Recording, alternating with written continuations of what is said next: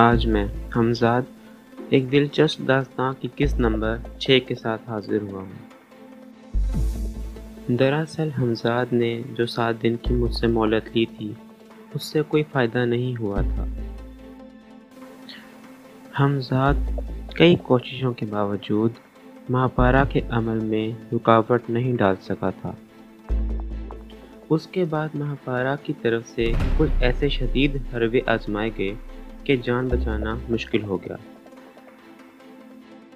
Born میں میراٹ سے بھاگ کھڑا ہوا، لیکن اب مہاپارا مجھے آسانی سے نہیں نکلنے دینا چاہتی تھی۔ میں جس ٹرین میں بیٹھ کر فرار ہو رہا تھا اسے ایک اسٹیشن پر روک لیا گیا۔ پولیس نے اس کے گرد گھیرا ڈال لیا۔ معلوم ہوا کہ پولیس کو کسی مجرم کی تلاش تھی۔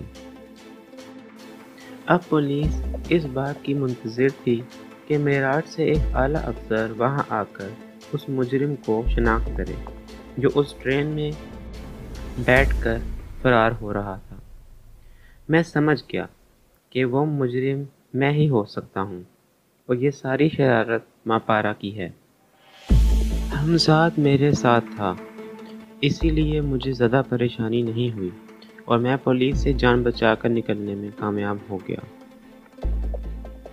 حمزاد نے مجھے ایک تحصیل پول میں پہنچا دیا۔ یہی وہ تحصیل تھی جو بعد میں علی گڑھ شہر بن گئی۔ میں نے اس چھوٹی سی بستی کے ایک سرائے میں قیام کیا اور بستر پر لیٹ کر اپنے حالات پر غور کرنے لگا۔ مہاپارا سے ذلت آمیز شکست میرے ضمیر کو کچھ گوارا نہیں تھی۔ میری سمجھ میں نہیں آ رہا تھا کہ میں کیا کروں اور کیا نہ کروں۔ دن اسی سوچ و بچار میں گزرا۔ رات ہوئی تو میری روح کا بوجھ اور بڑھ گیا۔ ان سب باتوں سے ذہنی قرار حاصل کرنے کے لیے میں نے حمزاد سے کسی حسین سہارے کی خواہش کا اظہار کیا۔ اس نے میری آرزو پوری کر دی۔ اچانک پولیس نے سرائے پر چھاپا مارا اور دروازہ توڑ کر میرے کمرے میں گھس آئی۔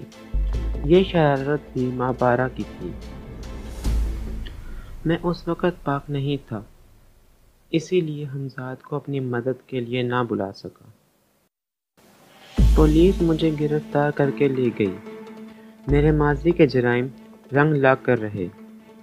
پولیس جو میری طاق میں رہا کرتی تھی مجھے رنگے ہاتھوں پکڑ کر خوب کھیلی۔ ان لوگوں نے مجھے خوب مارا پیٹا، پھر ایک دن حوالات میں رکھ کر دوسرے دن جیل بھیج دیا۔ کیونکہ میرا مقدمہ عدالت میں پیش کرنے سے پہلے وہ اچھی طرح تیاریاں مکمل کر لینا چاہتے تھے۔ جیلر کو بتا دیا گیا تھا کہ میں بہت خطرناک مجرم ہوں، اسی لیے مجھے جیل میں بہت سخت سزائیں دی گئیں۔ میں اس وقت بے بس تھا، کچھ نہیں کر سکتا تھا۔ اگر مجھے غسل کرنے کا موقع مل جاتا تو پاک ہو جانے کے بعد حمزاد کو طلب کر سکتا تھا۔ یہ موقع مجھے کئی دن بعد ملا۔ نہاتے ہی میں نے حمزاد کو طلب کیا۔ میں جیل کے کارندوں سے انتقام لینا چاہتا تھا۔ حمزاد نے میرے اشارے پر ایک ڈنڈے سے ان کی پٹائی شروع کر دی۔ قیدی حیرت سے یہ منظر دیکھ رہے تھے کہ ایک ڈنڈا فضا میں خود بخود حرکت کر رہا ہے اور کارندوں کی پٹائی ہو رہی ہے۔ شور و غل کی آوازیں سن کر جیلر بھی وہاں پہنچ گیا اور میرے ایک اشارے پر اس کی پٹائی بھی شروع ہو گئی۔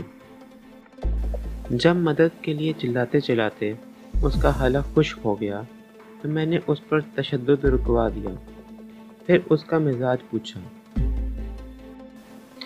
یہ واقعہ اتنا پر اسرار تھا کہ جیلر میرے قدموں پر گر گیا۔ اس نے مجھے کوئی پہنچا ہوا ولی سمجھ لیا تھا۔ تمام قیدی بھی یہی سمجھ رہے تھے۔ چنانچہ اس روز کے بعد سے میں نے جیل میں نوابوں کی طرح زندگی گزارنا شروع کر دی۔ اگر میں چاہتا تو حمزاد کی مدد سے فرار ہو سکتا تھا، لیکن فی الحال میراٹ کا رخ کرنا میرے لیے خطرناک ثابت ہوتا۔ میں چاہتا تھا کہ عبدالجبار کو بھی وہیں جیل میں بلواؤں اور اس گوشہ عافیت میں اسے حمزاد کو قابو کرنے کا عمل کرواؤں۔ میرے حمزاد نے ایسا چکر چلایا کہ عبدالجبار کے ہاتھوں ایک انگریز کا قتل کروا دیا۔ اس سنگین جرم میں عبدالجبار کو کول کی جیل آنا پڑا۔ وہ مجھے جیل میں دیکھ کر حیران رہ گیا، لیکن میں نے اسے مطمئن کر دیا۔ جیلر اب میرا بندہ بے دام تھا۔ میرے اشارے پر اس نے جیل کا ایک کمرہ عبدالجبار کے لیے صاف کرا دیا۔ میں چاہتا تھا کہ عبدالجبار اس کمرے میں بیٹھ کر حمزاد کا عمل کرے۔ میں نے جبار کو اچھی طرح بتا دیا تھا کہ اس عمل کے دوران میں اسے خوفناک واقعات سے دوچار ہونا پڑے گا، لیکن وہ خوفزدہ ہوئے بغیر اپنا عمل جاری رکھے۔ اس کے بعد میں نے اسے بتانا شروع کیا کہ وہ اپنے حمزاد کو کس طرح قابو کر سکتا ہے۔ پھر جبار نے حمزاد کو قابو کرنے کا عمل شروع کر دیا۔ عمل کے دوران میں اگر میرا حمزاد اس کی مدد نہ کرتا تو وہ کبھی بھی اس عمل میں کامیاب نہ ہوتا اور وہ اس کو ترک کر چکا ہوتا۔ عمل مکمل ہونے سے ایک رات قبل میں یہ جان کر گھبرا گیا کہ ماہپارہ نے جبار پر اپنی پراسرار قوتوں کے ذریعے نہایت شدید حملہ کرایا تھا، لیکن میرے حمزاد نے اسے کسی طرح بچا لیا۔ ماہپارہ میری طرف سے غافل نہ تھی اور میری ایک ایک حرکت پر نظر رکھے ہوئے تھی۔ حمزاد سے مجھے معلوم ہوا کہ ماہپارہ میرے پورے منصوبے سے واقف ہو چکی ہے، کہ میں یہ سب تیاری اس سے انتقام لینے کے لیے کر رہا ہوں۔ اسی دن ماہپارہ نے ایک اور حملہ کیا۔ یہ حملہ پہلے سے بھی شدید تھا۔ واقعہ یہ تھا کہ انگریزوں کے خلاف جو قوم پرست خفیہ تنظیمیں کام کر رہی تھیں، ان کے ایک رکن نے گرفتار ہونے کے بعد سربراہ کے طور پر میرا نام لیا تھا۔ ماہپارہ نے تنظیم کے اس رکن کو اپنے شہر میں لے کر نہ صرف میرا بلکہ جبار کا نام بھی اس کی زبان سے ادا کرا دیا۔